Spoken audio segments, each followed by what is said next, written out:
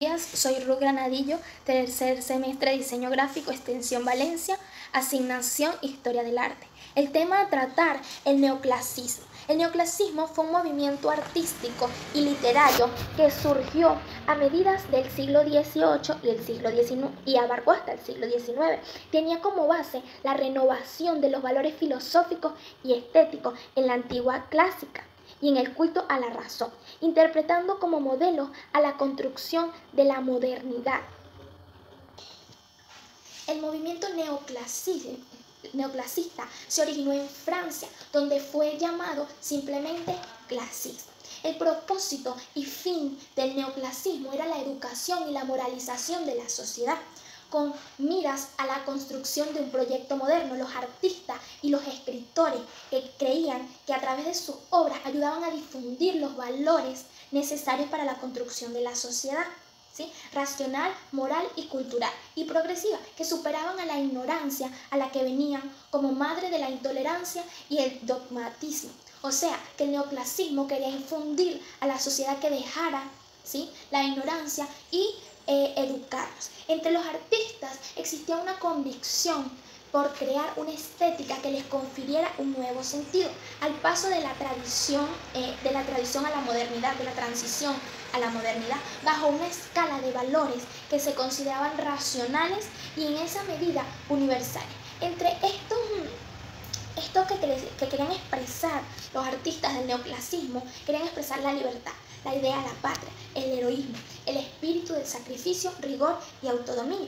También del neoclasismo hubo aportes hispanoamericanos al neoclasismo, centrados en el triunfo a las gestas independientes americanas y al culto general. Como decía, los artistas del neoclasismo se enfocaban en pintar la libertad, por eso hay muchas obras donde se observan personas en batalla, también la idea de la patria, el heroísmo. Hay muchos retratos de héroes de ese momento.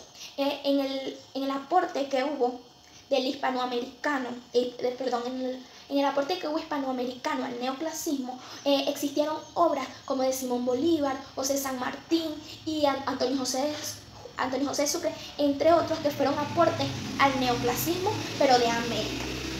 También comentando nuevos materiales y tecnologías de las corrientes del neoclasismo. Y la corriente elegida es el naturalismo. El naturalismo es una corriente literaria, artística y filosófica que tuvo lugar a finales del siglo XIX. A menudo el naturalismo es considerado como un sesgo más extremo del realismo y determinismo y del realismo. Y entre estos el determinismo. Esta filosofía, o sea, el naturalismo golpeó el determinismo. ¿Cómo? Con esta filosofía explica el comportamiento humano que está prefijado en las circunstancias sociales e incluso en las herencias biológicas. En las obras naturalistas, los protagonistas están marcados por el contexto social y su propia naturaleza. También es impactada la ciencia experimental. La ciencia experimental, ¿cómo es impactada por el naturalismo? Los naturalistas entendían que el método científico, como un único sistema capaz de alcanzar el conocimiento. Así que se aferraban a los principios de observaciones objetivas y precisión, los cuales usaban como herramientas para hacer su trabajo. Es decir, el autor se equipara los científicos y utilizaban métodos para obtener nuevos conocimientos a través de la observación y la experimentación. Observaban antes de crear sus obras para hacerlo lo más natural posible. El materialismo. El neoclasismo también impactó el materialismo. La filosofía es considerada solamente a la materia y niega la parte espiritual del individuo, que solo se fijaba en lo físico. En este sentido, el espíritu sería una consecuencia de la materia, que ellos querían impartir en sus obras que el espíritu solamente era una consecuencia de lo que era el cuerpo como tal humano, y de esta forma se opone al idealismo romántico. Si podemos observar, el neoclasismo impactó de gran manera lo que fue la pintura y la literatura, también impactó la filosofía, pero me quiero destacar en el naturalismo, en la pintura y en la literatura. En la pintura, en las artes plásticas, concretamente en la pintura, se vieron fuertemente influenciados por la literatura coetánea. En este sentido, los pintores pretendían replicar la realidad con la mayor naturalidad posible, incluyendo cualquier tipo de juicio moral. En la naturalidad, el pintor del neoclasismo quería que su pintura fuera lo más natural posible, por eso utilizaba mucho el observar y el experimentar.